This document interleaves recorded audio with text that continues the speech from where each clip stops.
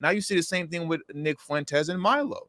He thought that he Yeah. was gaming them by like, teaming up with them, but they're playing you and then they're laughing at you when things start falling apart around you. You know what I'm saying? And, Yeah. and Nick Fuentes and Milo being who they are, it's very obvious, why Milo reached out to Kanye afterwards. You know what I mean? Like Yeah. immediately once he started getting canceled and then brought Nick Fuentes into the mix, is because they want to use Kanye as the black friend.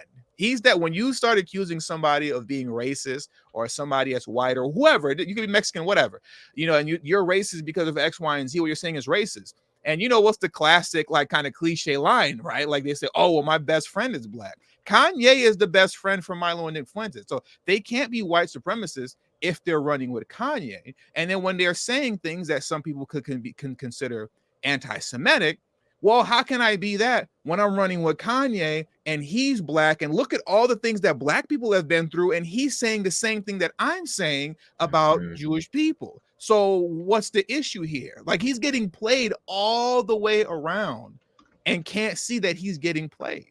And so where's all this genius talk coming from concerning Kanye being a genius?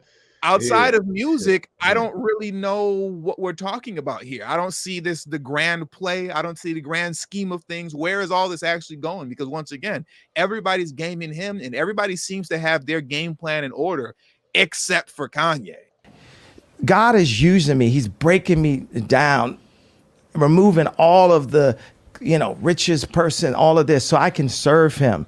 And the more and more those things are taken away from me, the more I can be empty and be a vessel and be able to be used. And right now it's like, you're not going to take, if we can't, you're not going to take my pain away, right? The Jewish people say, it's the Holocaust, this happened, and you can't say anything about it. We can't take their pain away. No one's going to denounce the fact that they tried to lock me up. That's what, because every time I'm just holding stride, and it's like, I thought I was more Malcolm X, but I find out I'm more MLK, because as I'm getting hosed down every day by the press and financially, I'm just.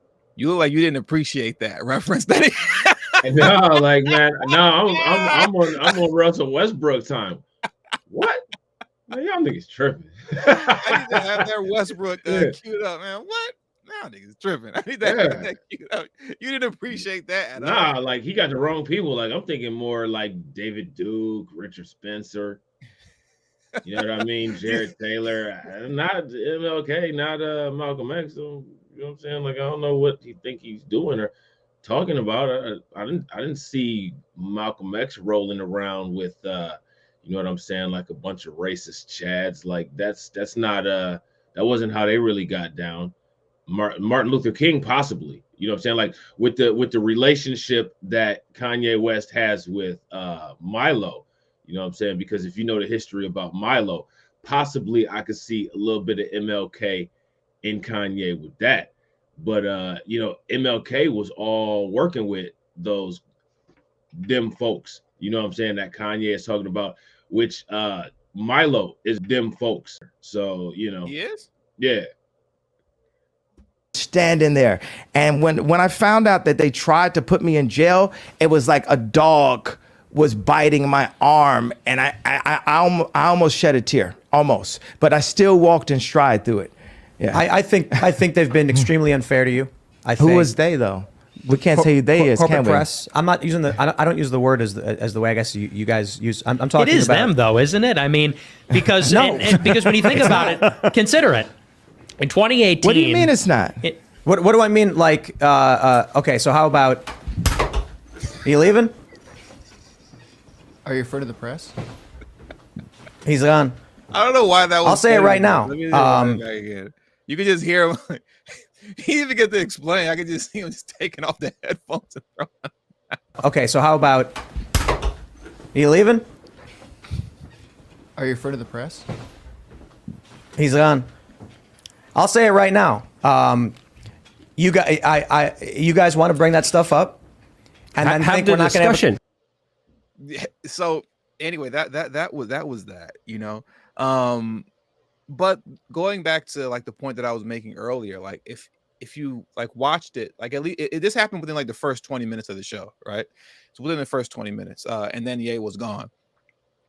the whole time, like Kanye really took over the show, and he didn't even really let anybody really speak too much, because he's big on like let me finish my point, like you know what I mean, and he didn't from the jump.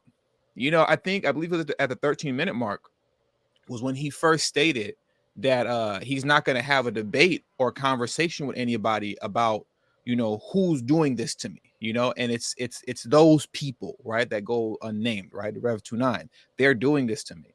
And if you're going to essentially try to debate with me and tell me that it's not them, if you're going to tell me that it's not them that's doing it to me, then I'm going to leave. He literally said that, like at the 13-minute mark. He's, I'm going to leave. I don't think that they thought he was serious, though. And I think they thought that he was just kind of blowing off steam or just kind of talking, and so then that's why you see when Tim says like it's not them, like they're not doing it, he immediately just took off.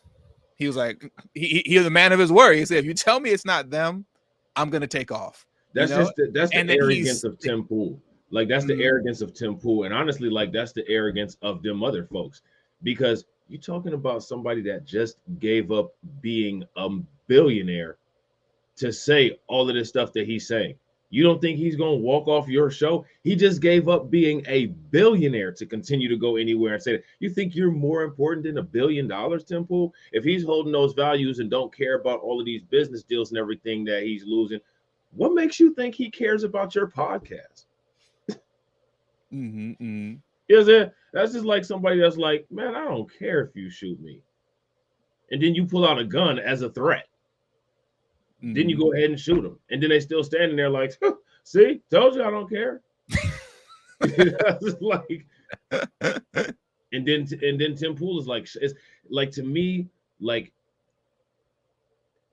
for one, like, that Kanye is going to have that kind of energy, and that Kanye is going to say those things. If you didn't want those things being said, maybe it might have been a better idea to record that particular podcast instead of doing it live. And then that way you could do all the necessary edits, you know what I mean, later on, because you have enough money, since you're just one of those random people that has 1.7 million subscribers on 3 channels for no reason, while other people struggle to get 50,000. Like, you got the money to be able to do that. You know what I'm saying? Like, you got plenty of super chats where you could have edited the things that you needed to edit. As far as that goes, like, Kanye is a complete oddball, you know what I'm saying? And like I've been saying, this is a weird dude that finds his strength in hanging around with, people like Nick Fuentes, you know what I'm saying? Like, he really wants to get in with that 8chan, 4chan, weird crowd. Whatever, man, if that's what you want to do, then that's what you want to do. But I think Tim Pool self-sabotaged that podcast, and I think it could have went a lot better had he used a lot better situational, actually acted like a podcaster that has 1 million subscribers. I don't think that would have happened on Joe Rogan's podcast. You know what I'm saying? I think it would have happened on Tim Pool's podcast, because Tim Pool's podcast always gets out of control. He got in a basically an altercation with Ra the Rugged Man. You know what I'm saying?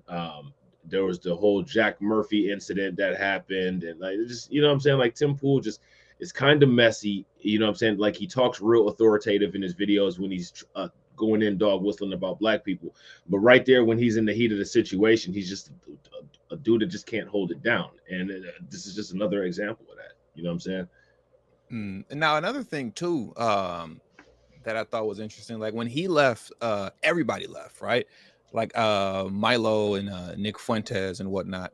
And what I found real interesting, and going back to what you were saying about Kanye wanting to be like in these circles so bad, I find it real interesting that like I thought that maybe he was just getting kind of taken advantage of, right? I kind of looked at him as somebody being like just easily gullible.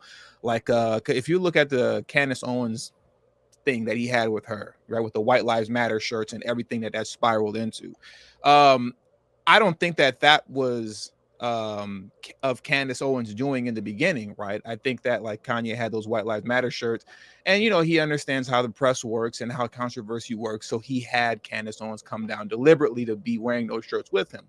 But I think Candace Owens from that point on was able to spin that into what she wanted that to become concerning having Kanye West, I guess maybe putting into his mind that he should buy Parler. I think it was, right? I think it is.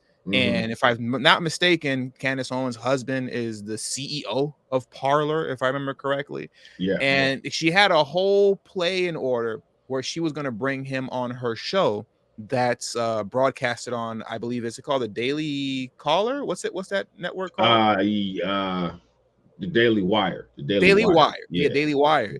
So she was going to have him on there, and the Daily Wire said no. We're not doing that, right? Well, that's because Ben Shapiro is a big part of it, and Ben Shapiro is a sombrito. You know what I'm saying? What? I don't know what that is. You don't know what a sombrito is? I have no clue what that is. I think I gotta Google that one.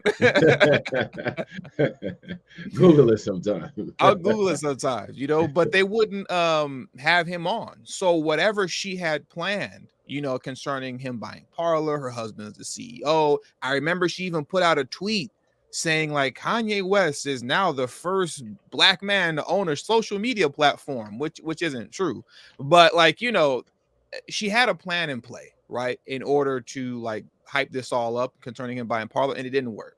So that's why I say like he was getting taken advantage of, and essentially, in my view, got outsmarted by Candace Owens. He was attempting to use Candace Owens for his own publicity needs to bolster up what he's doing. She ended up playing him, but her plans didn't work out either, because once the Daily Wire said that he couldn't be on, everything kind of fizzled out from there. You don't even hear anything. You don't even hear anything about him buying Parler anymore. That just went away, right? And now you're seeing the same thing with him and Milo, right? Because if you watch this interview or this segment that they had, it's a 20-minute segment, right? How their relationship came about was that the moment Kanye got canceled off Twitter and started losing all these deals, Milo immediately got into contact with him. Yeah. Immediately he got into contact with him. And once he got into contact with him, now you see all of a sudden like they're going down to Mar-A-Lago and they have this close relationship, and Nick Fuentes is involved, so on and so forth. You get what I'm saying? So I kind of think that, like as you were saying, he wants to be in these circles.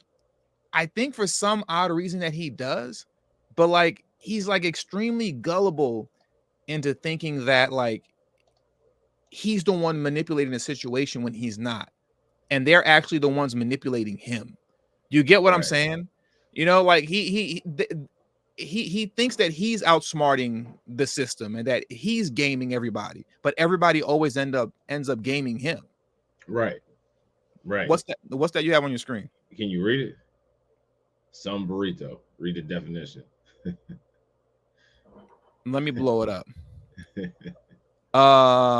A small or a little hat.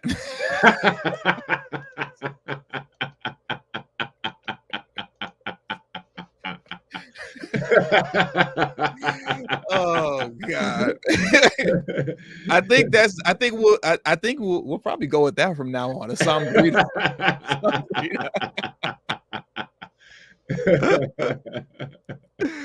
Yeah, but like you can check the right, you know what I'm saying, on the Espanol box too, you know what I'm saying, add that to your resume and all that, you know what I'm saying, like yeah, you know what I'm saying, I know a little bit of Espanol, it's got nothing to do with this. You know what I'm saying? Oh, exactly.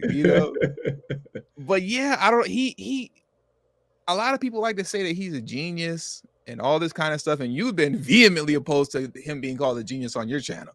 Like you don't get down with that, but like it's you can be smart or I guess a genius in some regards, maybe concerning music and fashion, but very gullible, naive, and stupid in other ways. And when it comes to him trying to game the system and whatever he's trying to do with continuously aligning himself with like these kind of alt-right, far-right figures, they've been actually gaming him every step of the way. And it's not helping him with anything. It's not really achieving any goal. They're getting what they want from the situation, but what's Kanye's end game for dealing with them? I don't know. Yeah, Doesn't really make any sense.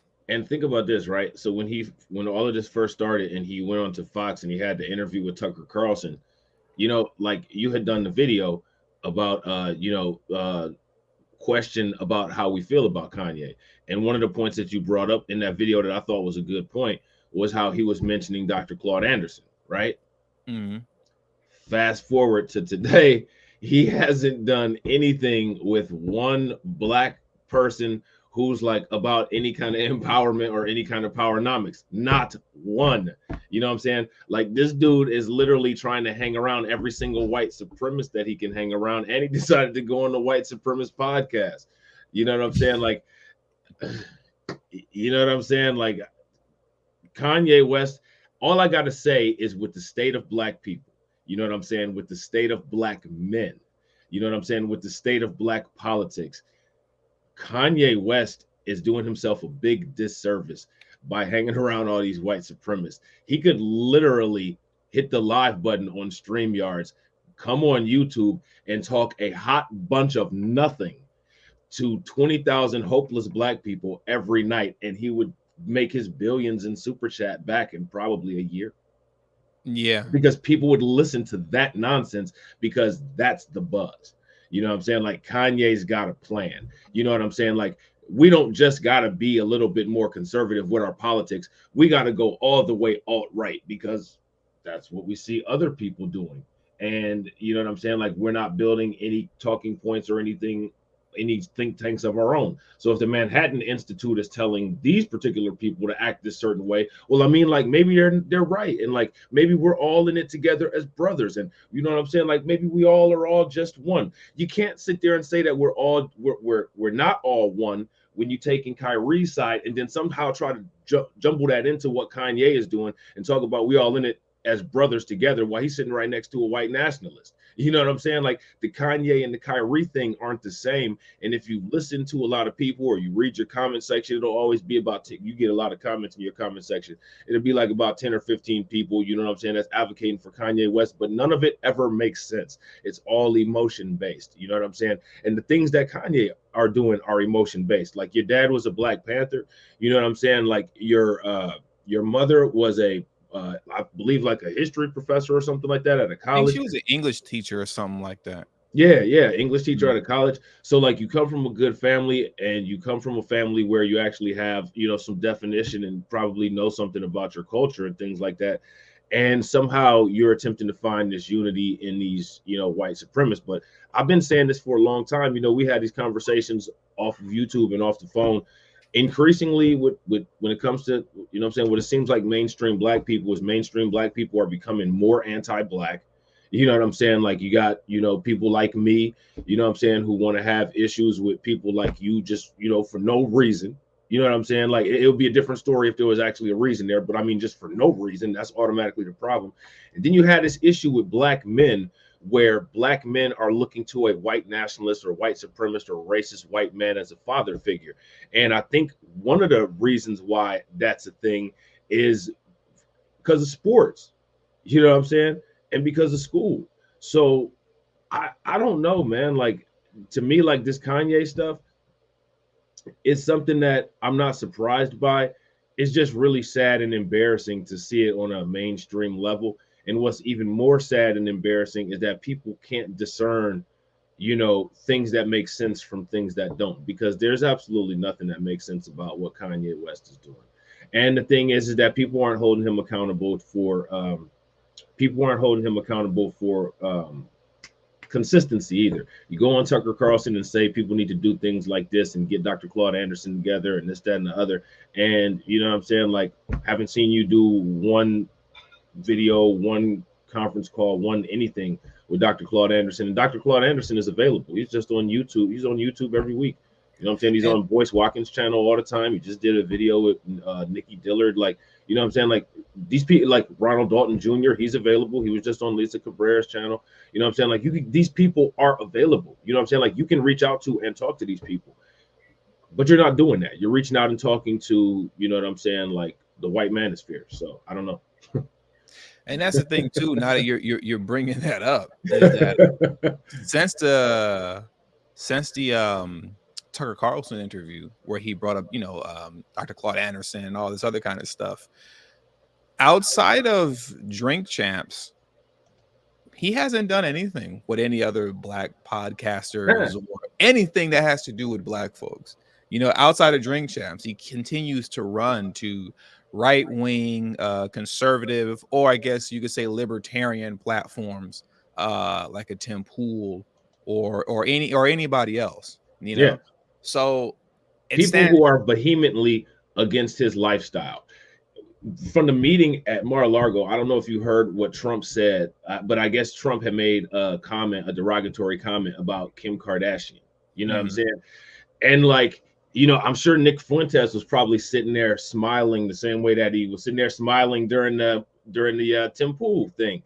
And of course, Nick Fuentes is smiling because Nick Fuentes is a white nationalist, white supremacist who not just types in the comment section, about interracial relationships. He actually vehemently believes that, and he believes it in a derogatory way. He's completely against that kind of lifestyle, and he's not against that kind of lifestyle when it comes to just a black man or with a white woman or a white woman with a black man. He's against black people being with anybody who's not black. He's Mexican. Honestly, if you look him up, he's a Mexican guy. He wouldn't be happy with Kanye West.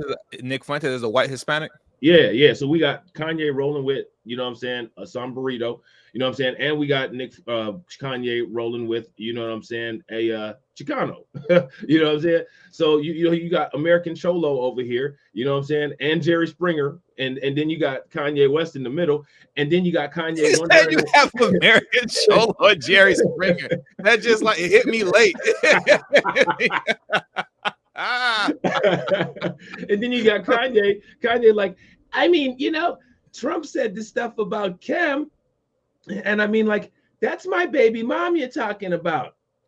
Yeah, you're talking to a white supremacist that is not with miscongeniation, bro. What did you think that Nick Fuentes and Donald Trump would say? They're gonna sit there and joke about your wife and call her all kind of mud sharks and coal burners, because that's what white males do. They're not with white women being with black men, and these are the people that you think are your allies. You know what I'm saying? That's even if people don't agree with that kind of relationship, it's against your lifestyle. But that's who you're putting yourself around. I don't get it. You know what's interesting too? When you're saying about how they're kind of laughing at him. I listened to the Tim Pool podcast. It's about 2 hours long. I got through about an hour of it, and then I had to go do some other stuff. But after Kanye left, right when he walked off the set, and Milo and Nick Fuentes went off with him, I forget what his co-host name is, but he went after them just to see if he can kind of salvage the situation. You know what I mean?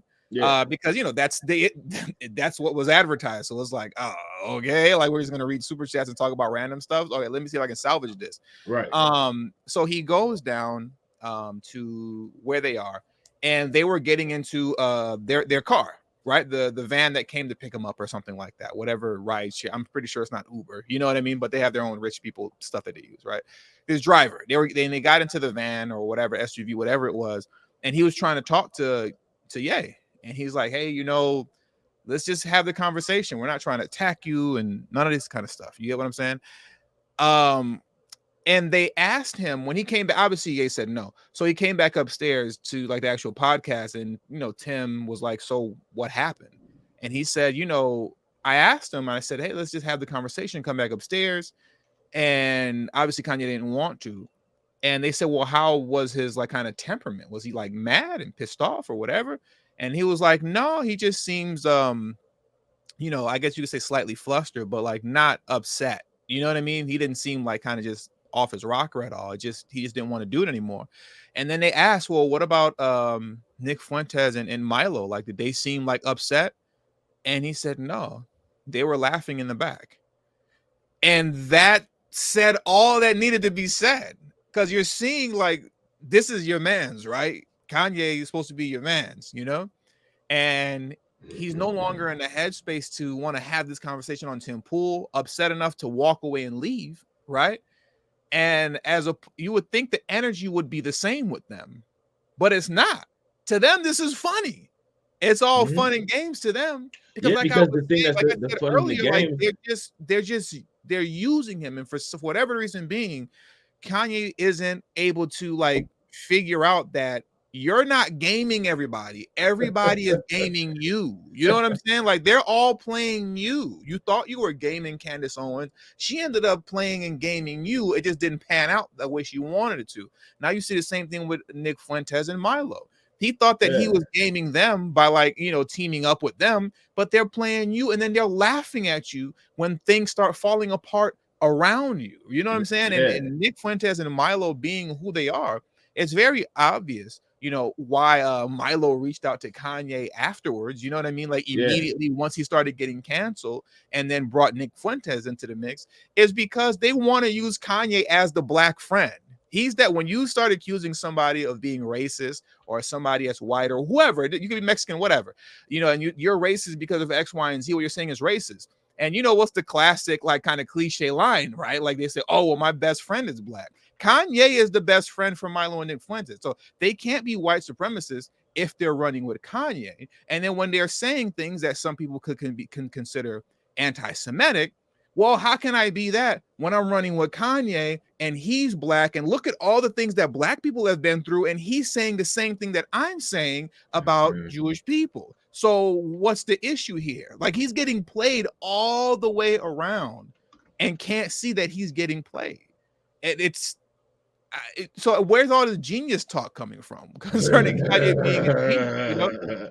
Outside of music, I don't really know what we're talking about here. I don't see the grand play. I don't see the grand scheme of things. Where is all this actually going? Because once again, everybody's gaming him and everybody seems to have their game plan in order except for Kanye, Listen, bro. The Milo Yiannopoulos, and Nick Fuentes are Kanye's new Kardashian family. You know what I'm saying? Nick Fuentes is Kim, you know what I'm saying? Mhm. And Milo is Chloe. You know what I'm saying? I'm dead serious. And like this, like the reason why people keep saying that he has a plan or he's a genius or something like that. The reason why people keep saying that is because they want to be in that same position as Kanye. You know what I'm saying? They want to be. Hold that thought real quick because I my mind is not good, but you're gonna remember your thought. I'm not gonna remember mine.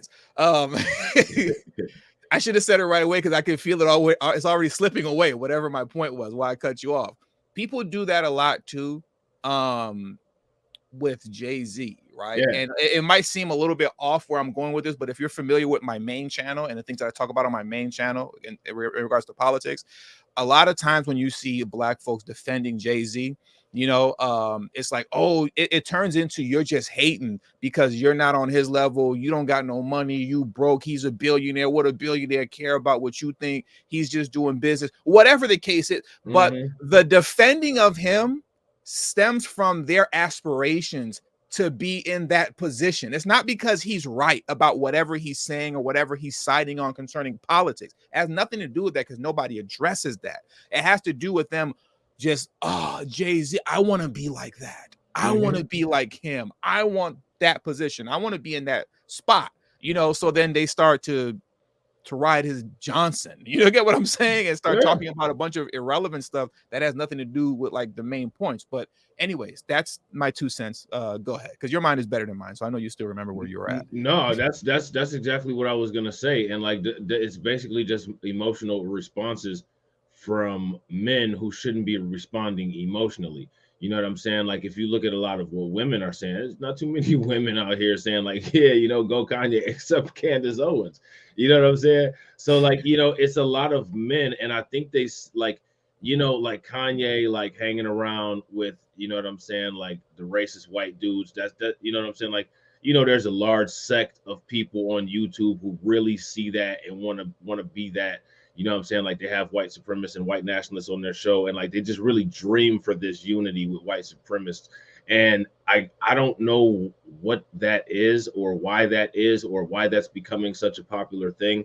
But I mean, they see themselves in that. It's like Kanye West is picking up where Kevin Samuels left off. Like, you know what I'm saying? Let's like, yes, like this thing can Well, actually you have to happen. explain that. You can't just leave that there. Kanye West is picking up where Kevin Samuels I'm gonna left just off. say that. Like, I don't know I'm about gonna all just that. say I'm gonna just say that Kanye West is picking up where Kevin Samuels left off, and like, yes, like, you know what I'm saying? Like, there's a light at the end of the tunnel, and it's like, yeah, there's not a light at the end of the tunnel. You're gonna find out the hard way. You know what I'm saying? Like, check this out, right? I pulled up that Mark Dice video. You know what I'm saying?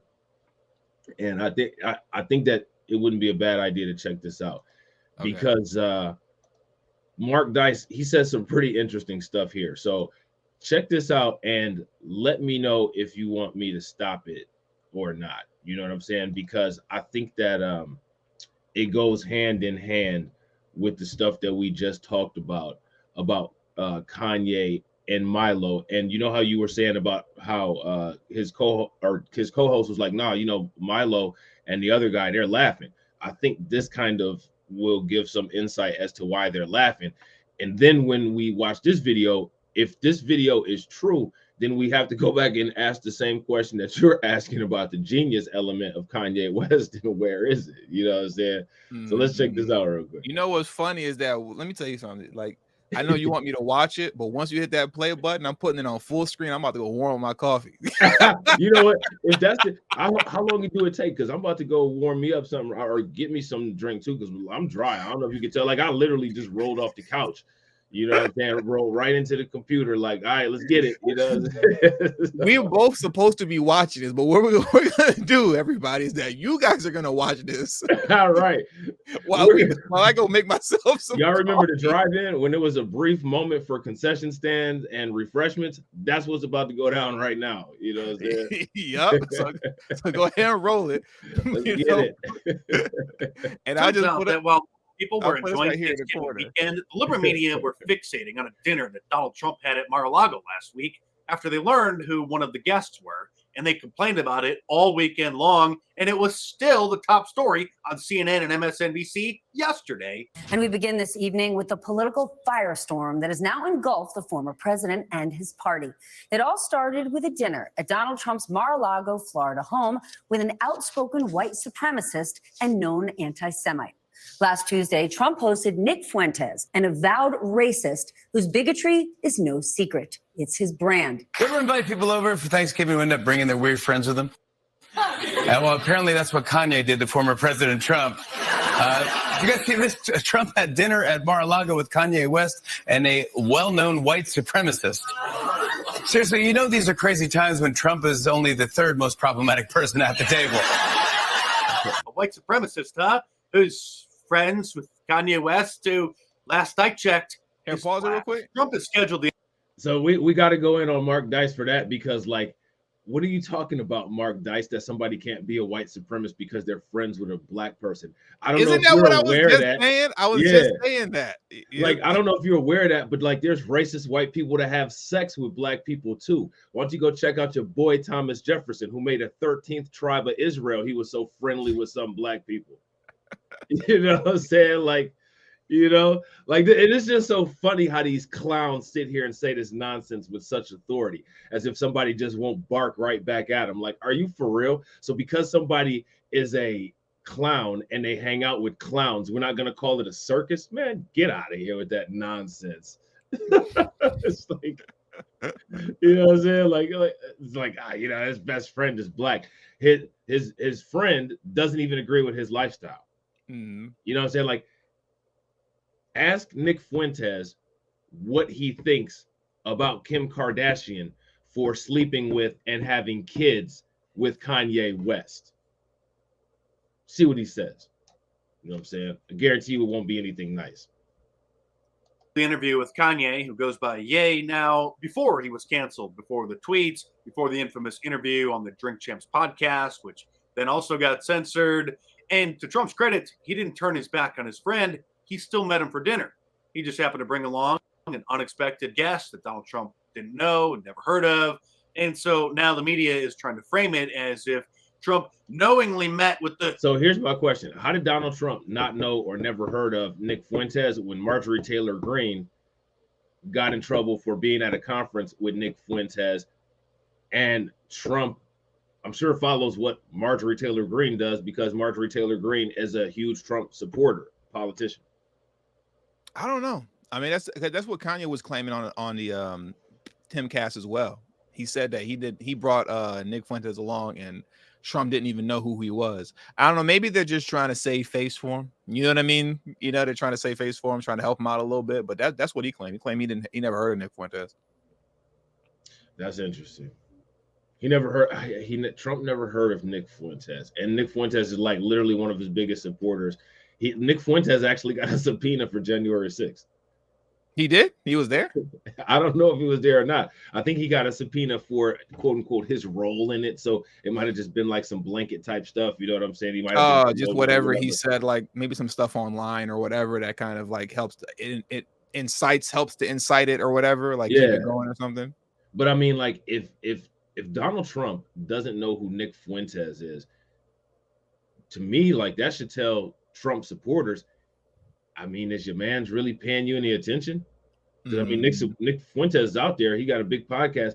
You know what I'm saying? Like he'd be around with Sneeko. You know what I'm saying? He'd be on there with Destiny. You know what I'm saying? Like he's around. He's out there. You know what I'm saying? Like he'd be in the internet streets. So like, you don't know who this dude is? Like, all right, bro. Was Nick Fuentes the guy that was on No Jumper not too long ago, or no? He was on No Jumper. Oh, that was the same guy? Yeah, he was talking with Flacco. Yeah. Oh, okay. That's the same guy. Which makes sense because Adam 22 is in a doso, and he was proud of being recruited to a white supremacist gang himself. You know what I'm saying? Like, I don't know if you saw that episode, but you know what I'm saying? Like, that actually happened. So, you know what I'm saying? Again, but these are the people that, you know what I'm saying? Like, a lot of, you know what I'm saying? Like, us, people like, you know, what was that dude's name? Flacco, you know what I'm saying? And Kanye West, they want to be around.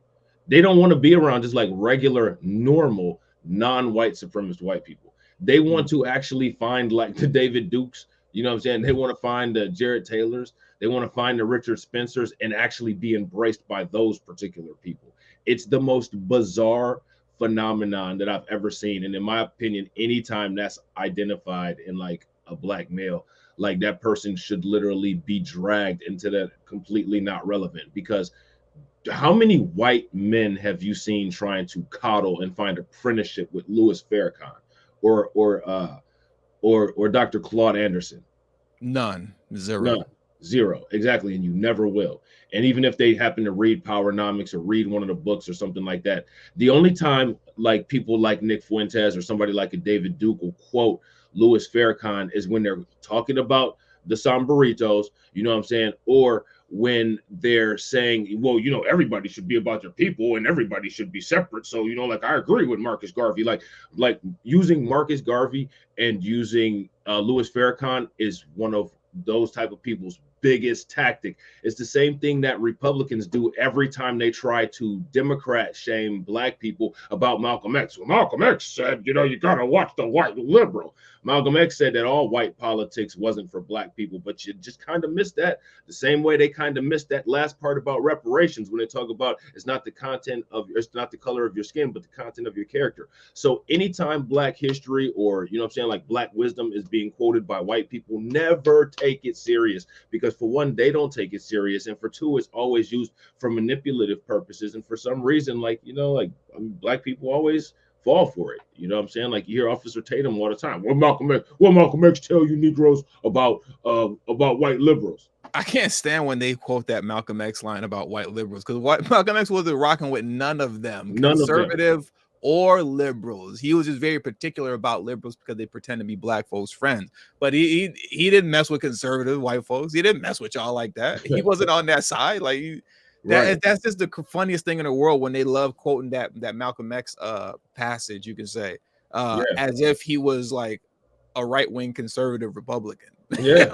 Jason Whitlock is another the farthest thing from that. Yeah, Jason Whitlock is another one that's good for that.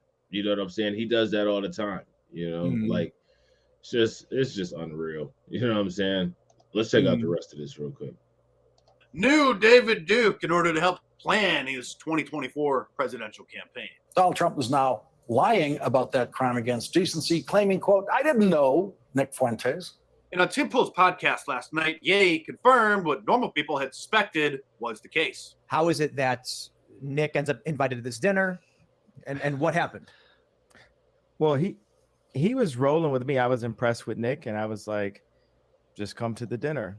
And what we- is I was what is impressed. there to be impressed about? Why is he always? I remember he said the same thing about when he first came across Candace Owens in that TMZ, and the infamous, I guess you could say, TMZ interview now, where he said slavery was a choice or whatever. Yeah. He brought up, that was his first time being him introducing. Well, that was the first time he brought up like him being cool with Candace back then, and it was the same thing. Like I was impressed. Like, what are you impressed with? Like, do you listen to what they say, particularly Nick Fuentes? Like, what is impressive? Here's the thing, right? We're gonna do it like this because a lot of the emotional black males with an ego who just really love Kanye West can't do this. So what we're gonna do is we're gonna force this on you, and we're gonna do it for you.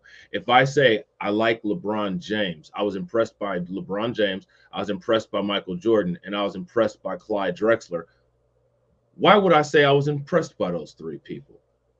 Because you want to be basketball players like they are.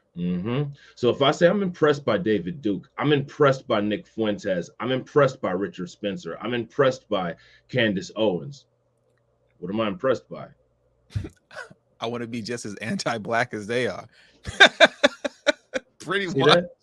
See In a that? nutshell, So I mean, like, there you have it. Because he never said that he was impressed by Dr. Claude Anderson. He just said black people should listen to Dr. Claude Anderson. He's actually said that he's impressed by Nick Fuentes. He's impressed by Donald Trump. He's impressed by Kanye or by Candace Owens. So you know what I'm saying? You just take the same exercise that we did with Michael Jordan, LeBron James, and Clyde Drexler and apply that to these people. What do they have in common? So now what's the master plan?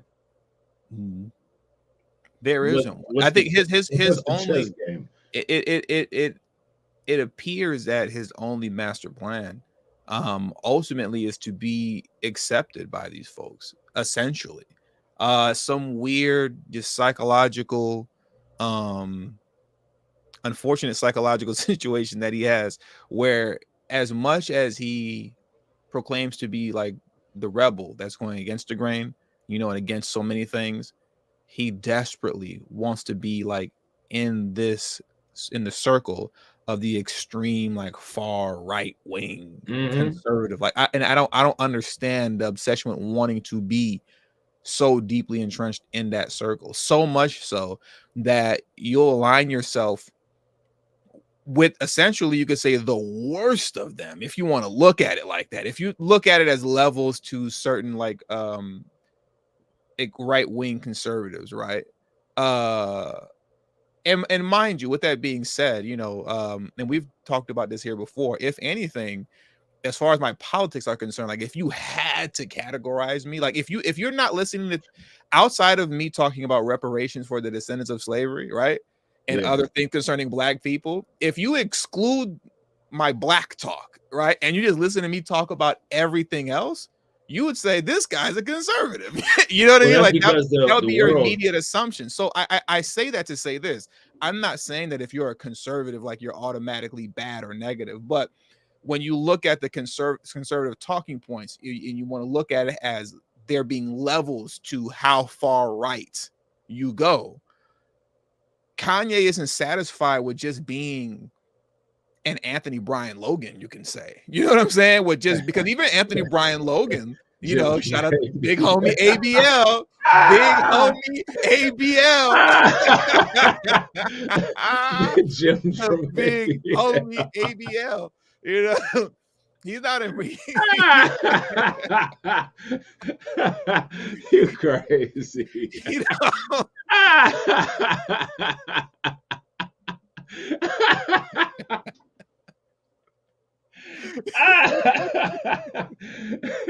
You crazy. He don't just want to be he don't want to just be like ABL. Like he should have went on ABL show, man. He should have. That's what I'm saying. He should have went on ABL. But like that's what he couldn't even break bread with a black conservative. Now you know what I'm saying. ABL's your boy. You know what I'm saying. You know how I feel about conservatives. And see, like, but here, this is my thing, right? I agree with what you're saying, because I'm actually extremely liberal. You know what I'm saying? So like we kind of opposite in that way. But like the world has gone so far to the left that if you just listen to like my stances, like, you know, when we talk about the whole, you know what I'm saying, alphabet people thing, you think I'm a hardcore conservative. And I'm not. It's just everything is so extra nowadays. If you have any kind of moderation or any kind of moral compass, you sound like quote unquote the right, which is crazy because the world is so socially engineered that sounding like you have a moral compass now pushes you into a situation where white supremacists, which is the right, is aligned with somehow having a moral compass, which is why I always make sure that I draw that line. Like I have no alignment with conservatives. You know what I'm saying? At all. It's just that I might sound like I might sound like I'm on cue on a couple things because the world is just so far left nowadays. You know what I'm saying? Like it's just perfectly okay for a woman to walk in a bathroom, whip it out, and stand at a urinal and pee. That's not something that I'm okay with. But if you listen, like if I said that on Twitter, people would say, you're a right-wing extremist. Where's your MAGA hat? Like, you mean, where's my MAGA hat? Like, I was born in 1980. You know what I mean? Like, but that's the thing. Like, so like that's like the real question that you got to ask, you know, if there's levels to conservatism, right? And being right wing or whatever, there's point A, which is like Anthony Brian Logan, ABL, right? And then there's point Z, you all the way far past right, extreme right, with Nick Fuentes and Milo. Why do you want to be over there with them so bad? That's the like why? Why you want to be over there with them? the only thing that I can think of is because he sees himself having something in common with them. So the question that you then have to ask is, what is it that you see that you have in common with them? And more than likely, you know what I'm saying? Like it's your views. It's how you see the world. I But his guarantee entire you. lifestyle goes against what they're about. That's what's insane. That's what I've been saying. And Yeah. it's the same thing with any conservative black person, because if you even look on YouTube and you look at the content creators, right? You know what I'm saying? Like you've got all these people who bash black women, right? And you know, a lot of them have a talking point. Well, you know, like, you know, the only way to save yourself in dating and this, that, and the other is to date out. That's the only option, right? Now, here's my thing. You know how I feel about that kind of stuff. You know what I'm saying? So we ain't got to go on a whole tirade about it. But my question is, okay, that's your belief. That's how you feel. But the white people that you want to align yourself with do not agree with that. They don't agree with you crossing those lines. So how do you think that you're going to find some kind of unity as men when they don't feel that you're behaving as a man being respectful? Because they look at that as a sign of disrespect, because those people are extremely nationalistic. They feel like you're taking from them. You know what I'm saying? So like, it doesn't make any sense. Like the ideas are completely not aligned whatsoever. You know what I'm saying? It's like, yeah, you know, we're going to get a whole bunch of Muslims and walk up into this Christian mosque and find unity with these Christians, despite the fact that that's actually what the Quran says is supposed to happen with humans in the state of the world today. That's not going to happen. So how do you think you're going to find camaraderie with these people? How do people think that they're going to find camaraderie with white supremacists when that's literally the system and the root of the issue that most people are trying to get to the bottom of? It doesn't make any sense to me. Like, I'm going to defeat white supremacy by joining white supremacy. Like, if I can't beat them, join them type thing, to the extreme with somebody like Kanye or somebody like Candace or somebody like Herschel Walker, or, you know what I'm saying? Even on the other side, like Stephen A. Smith, you know what I'm saying? Like stuff like that, you know, like whatever. Yeah, I don't know, man. I don't know with this guy at the end of the day, because none of his actions and his moves really add up to making any sense with whatever he's trying to do on a political level. You know, to me, they do. Oh, okay. They add up 100%. You just have to see, like, I think what you're trying to say is his actions don't make sense with what you want to see him doing. What you want to see him doing is being consistent with the things that he said in the Tucker Carlson interview. which he's not. What his actions are showing is that all he wants to do is be accepted by and be around and repeat the talking points of white supremacists, and that's what he's doing. So what you're looking at, how is what he's doing going to get him from point A to point B? Well, we know that taking that route is not. Like if I'm driving through a fire and I say, how can I calculate my route to get out and get to the other side? The first step is to not drive through the fire. you know what I'm saying? Like that's a big first step, because if you drive through the fire, it's going to kill you. You know what I'm saying? So you probably want to put the fire out and then drive over the road while the fire is not out. But see, like Kanye's not doing that. He said all of these other things, and then he's taking a completely different route to a completely different place. And like, I think what he's doing is because what Kanye says is that a lot of these guys like Trump and a lot of these guys like Elon Musk that he has this bromance with, he wants to copy their business model or copy what it is that they did. So he saw Trump's business model, and Trump's business model is to, I'm going to appeal to, I'm saying, the most anti-black people that I possibly can, because I know that they're mindless and they'll vote for anything that I say as long as it's anti-black. Kanye respects Trump. You know what I'm saying? He respects Trump as a businessman and respects him as a politician, and says, I'm going to copy that business model. And that's what you see him doing. He's copying that business model. You know what I'm saying?